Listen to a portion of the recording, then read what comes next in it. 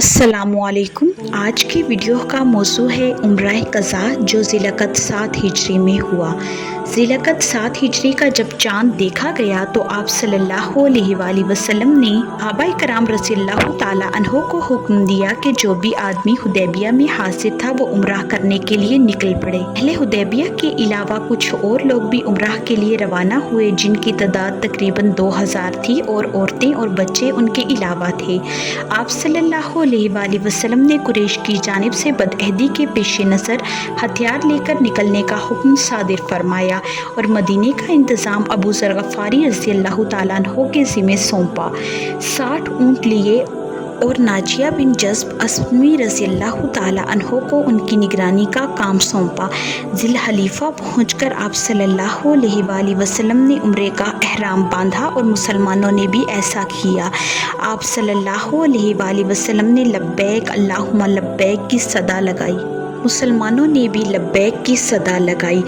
جب آپ صلی اللہ علیہ وآلہ وسلم کا قافلہ جو عمرہ قضا کی غرض سے وادی یا جج پہنچا تو سارے ہتھیار یعنی کہ ڈھال، نیزے، سپر، تیر وہاں پر رکھ دیے اور اوس بن خولی انصاری رضی اللہ تعالیٰ عنہ کی ماتحتی میں 200 مسلمان وہیں پر ٹھہر گئے۔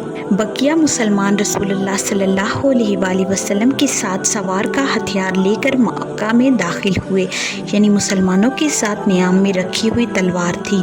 رسول اللہ صلی اللہ علیہ وآلہ وسلم اپنے قصوہ نامی اونٹنی پر بیٹھے ہوئے مکہ میں داخل ہوئے اور مسلمان آپ صلی اللہ علیہ وآلہ وسلم کے ارد گرد جمع ہوئے۔ لبیک پکارتے ہوئے مکہ میں داخل ہوئے۔ مشرکین مکہ آپ صلی اللہ علیہ وآلہ وسلم اور صحابہ کرام رضی اللہ تعالیٰ عنہ کو دیکھنے کے لیے لائن لگا کر کھڑے تھے۔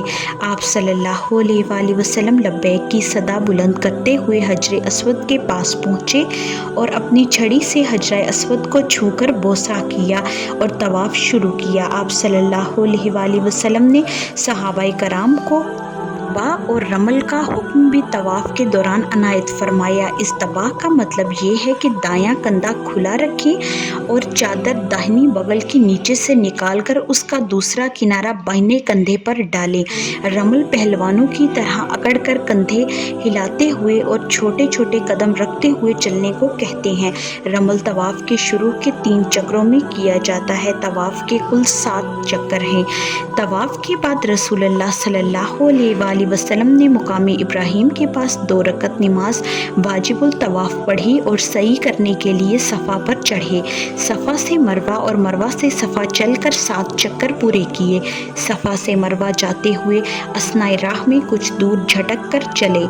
آج اس جگہ پر سبز لائٹ کے نشان بنے ہوئے ہیں۔ اس کے بعد عام چال چل کر مروہ پہنچے اور مروہ سے صفا پر جانے کے لیے جب چلے تو وہ جگہ آئی جہاں پر آپ صلی اللہ علیہ وآلہ وسلم جھٹک کر تیزی سے چلے تھے، تو وہاں پر آپ صلی اللہ علیہ وآلہ وسلم جھٹک کر تیزی سے صفا کی طرف بڑھے اور ہر چکروں میں ایسا ہی کیا۔ آپ صلی اللہ علیہ وآلہ وسلم نے قربانی کے جانوروں کو مروہ کے پاس کھڑا کر دیا اور جب صحیح سے فارغ ہوئے تو مروہ ہی کے پاس جانوروں کو قربان کر دیا۔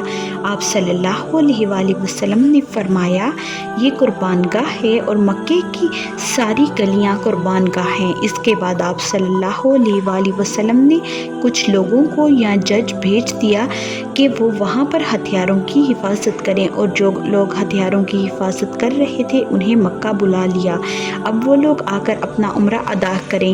رسول اللہ صلی اللہ علیہ وآلہ وسلم نے مکے میں صلح حدیبیہ کی شرط کے مطابق 3 دن قیام کیا اور چوتھے دن صبح مشرکین نے حضرت علی رضی اللہ تعالیٰ عنہ سے کہا کہ اپنے صاحب سے کہو یہاں سے روانہ ہو جائیں کیونکہ صلح کی مدت ختم ہو چکی ہے۔ لہٰذا آپ صلی اللہ علیہ وآلہ وسلم نے مکہ سے نکل کر مقام صرف میں آ کر قیام فرمایا۔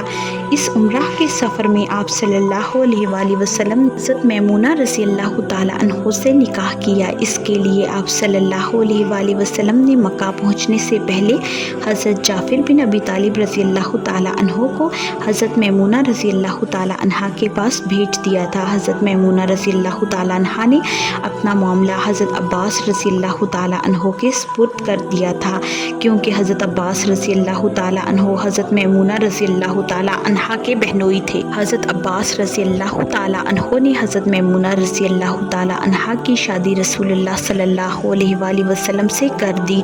हज़रत अबू राफ़े रज़ी अल्लाह ताला अन्हो ने आप सल्लल्लाहु अलैहि वसल्लम के हुक्म से हज़रत मैमूना रज़ी अल्लाह ताला अन्हा को सवार करके आप सल्लल्लाहु अलैहि वसल्लम के पास मुकामे सर्फ, जहाँ पर आप सल्लल्लाहु अलैहि वसल्लम क़याम फरमा थे, पहुँचा दिया।